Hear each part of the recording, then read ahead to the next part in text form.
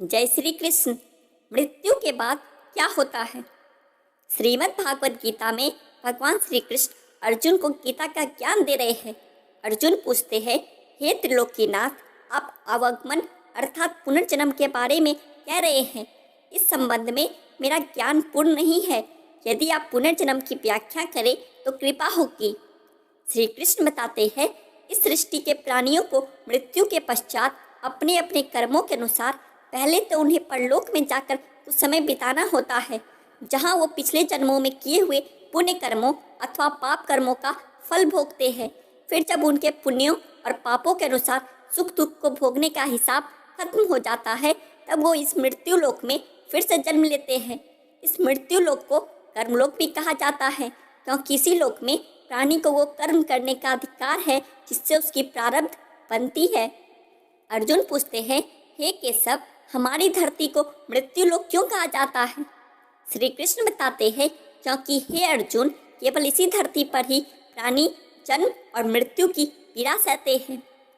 अर्जुन कहते हैं, अर्थात दूसरे लोकों में प्राणी का जन्म और मृत्यु नहीं होती? श्री कृष्ण बताते हैं, नहीं अर्जुन, उन लोकों में ना प्राणी का जन्म होता है और ना मृत्यु, क्योंकि मैंने तुम्हें पहले ही बताया था कि मृत्यु केवल शरीर की होती है, आत्मा की नहीं। आत्मा तो ना जन्म लेती है और ना मरती है। अर्जुन पूछते हैं, केशव, आपने तो ये भी कहा था कि आत्मा को सुख दुख भी नहीं होते, परंतु अब आप ये कह रहे हैं कि मृत्यु के पश्चात आत्मा को सुख भोगने के लिए स्वर्ग में अथवा दुख भोगने के लिए नरक आदि में जाना पड़ता है। आपका मतलब ये है कि आत्मा को केवल पृथ्वी पर ही सुख दुख नहीं होते, स्वर्ग अथवा नरक में आत्मा को सुख या दुख भोगने पड़ते हैं। श्री कृष्ण बताते हैं, नहीं अर्जुन, आत्मा को कहीं किसी भी स्थान पर या किसी काल में भी सुख दुख छू नहीं सकते, क्योंकि आत्मा तो मुझ अविनाशी परमेश्वर का ही प्रकाश रूप है। हे अर्जुन, मैं माया के अधीन नहीं, बल्कि माया मेरे अधीन है और सुख दुख तो माया की रचना है। इसलिए जब माया मुझे अपने घेरे में नहीं ले सकती, तो माया के रचे हुए सुख और दुख मुझे कैसे छू सकते हैं? सुख दुख तो केवल शरीर के भोग है, आत्मा के नहीं। अर्जुन पूछते हैं, हे केशव, लगता है कि आप मुझे शब्दों के माया जाल में भ्रमा रहे हैं। मान लिया कि सुख दुख केवल शरीर के भोग है, आत्मा इनसे अलिप्त है, फिर जो शरीर उनको भोगता है उसकी तो मृत्यु हो जाती है। वो शरीर तो आगे नहीं जाता, फिर स्वर्ग अथवा नरक में सुख दुख को भोगने कौन जाता है? श्री कृष्ण कहते हैं, जीवात्मा। अर्जुन पूछते हैं, जीवात्मा, ये जीवात्मा क्या है केशव? श्री कृष्ण कहते हैं, हाँ पार्थ, जीवात्मा। देखो, जब किसी की मृत्यु होती है तो असल में ये जो बाहर का स्थूल शरीर है केवल यही मरता है। इस स्थूल शरीर के अंदर जो सूक्ष्म शरीर है वह नहीं मरता। वो सूक्ष्म शरीर आत्मा के प्रकाश को अपने साथ लिए मृत्यु लोक से निकलकर दूसरे लोकों को चला जाता है। इसी सूक्ष्म शरीर को जीवात्मा कहते हैं। अर्जुन पूछते हैं, इसका अर्थ है जब आत्मा एक शरीर को छोड़कर जाती है तो साथ में जीवात्मा को भी ले जाती है? श्री कृष्ण कहते हैं, नहीं अर्जुन, ये व्याख्या इतनी सरल नहीं है। देखो, जैसे समुद्र के अंदर जल की एक बूंद समुद्र से अलग नहीं है, उसी महासागर का एक हिस्सा है। वो बूंद अपने आप सागर से बाहर नहीं जाती। हाँ, कोई उस जल की बूंद को बर्तन में भरकर ले जाए तो समुद्र से अलग दिखाई देती है। इसी प्रकार सूक्ष्म शरीर रूपी जीवात्मा इस आत्म ज्योति के टुकड़े को अपने अंदर रखकर अपने साथ ले जाता है। यही जीवात्मा की यात्रा है, जो एक शरीर से दूसरे शरीर में, एक योनि से दूसरी योनि में विचरती रहती है। इस शरीर में सुन अर्जुन, एक सूक्ष्म शरीर समाये रे, ज्योति रूप वही सूक्ष्म शरीर तो जीवात्मा कहलाए रे। मृत्यु समय जब यह जीवात्मा तन को तज कर जाए रे, जैसे फूल से उसकी खुशबू पवन उड़ा ले जाए रे। संग चले कर्मों का लेखा, जैसे कर्म कमाए रे, अगले जन्म में पिछले जन्म का आप हिसाब चुकाए रे।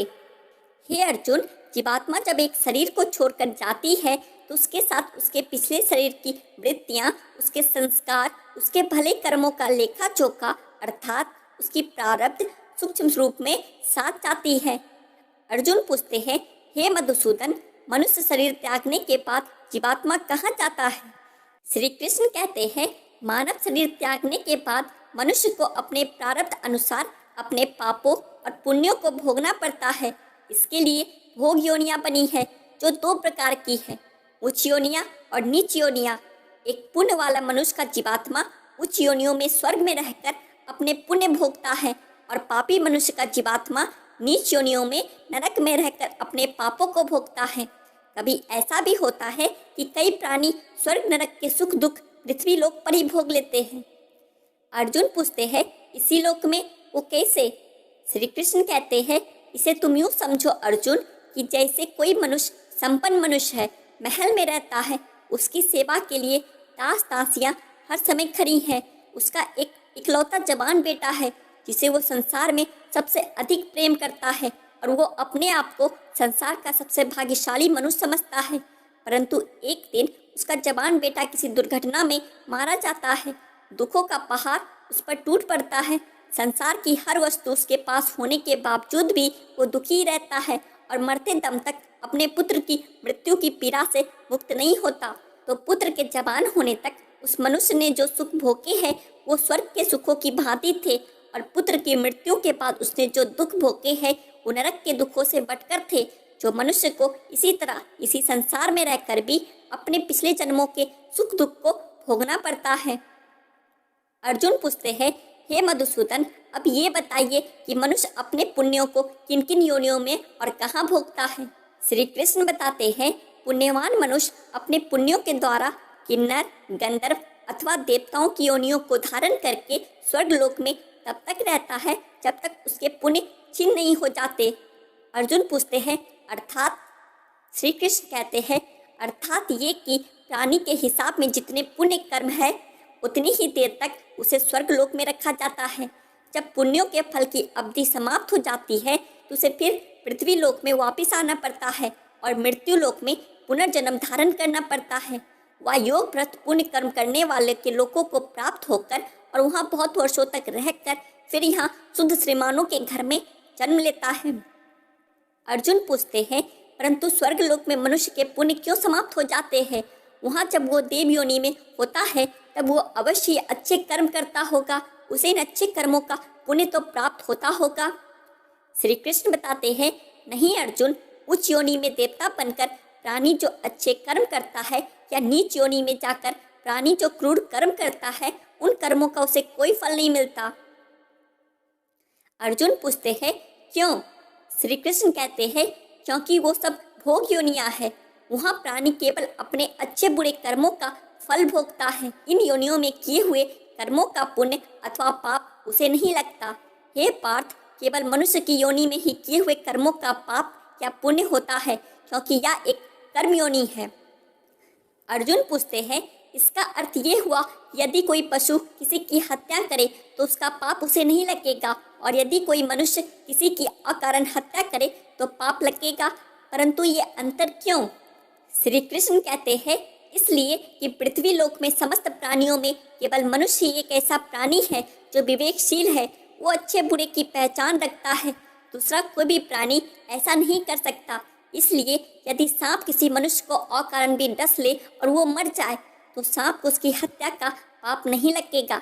इसी कारण दूसरे जानवरों की हत्या करता है तो उसे उसका पाप नहीं लगता। या बकरी का उदाहरण लो, बकरी किसी की हत्या नहीं करती, घास फूस खाती है, इस कारण वो पुण्य की भागी नहीं बनती। पाप पुण्य का लेखा जोखा अर्थात प्रारब्ध केवल मनुष्य का बनता है। इसलिए जब मनुष्य अपने पाप और पुण्य भोग लेता है तो उसे फिर मनुष्य की योनि में भेज दिया जाता है। वे उस विशाल स्वर्ग के भोगों को भोग कर पुण्य क्षीण होने पर मृत्यु लोक में आ जाते हैं। इस प्रकार तीनों वेदों में कहे हुए सकाम धर्म का आश्रय लिए हुए भोगों की कामना करने वाले मनुष्य अवागमन को प्राप्त होते हैं। अर्जुन पूछता है, अर्थात देवों की योनियों में जो मनुष्य होते हैं वो अपने सुख भोग कर स्वर्ग से भी लौट आते हैं? श्री कृष्ण कहते हैं, हाँ, और मनुष्य की योनि प्राप्त होने पर फिर कर्म करते हैं और इस तरह सदैव जन्म मरण का कष्ट भोगते रहते हैं। अर्जुन पूछते हैं, हे मधुसूदन, क्या कोई ऐसा स्थान नहीं जहाँ से लौटकर आना ना पड़े और जन्म मरण का ये चक्कर समाप्त हो जाए? श्री कृष्ण बताते हैं, ऐसा स्थान केवल परम धाम है, अर्थात मेरा धाम, जहाँ पहुँचने के बाद किसी को लौटकर नहीं आना पड़ता। इसी को मोक्ष कहते हैं। आशा करता हूँ दोस्तों आपको श्री कृष्ण का यह प्रसंग अच्छा लगा होगा। ऐसी और कथाओं के लिए हमारे चैनल आध्यात्मिक टेल्स को सब्सक्राइब करें। जय श्री हरि विष्णु, जय श्री कृष्ण।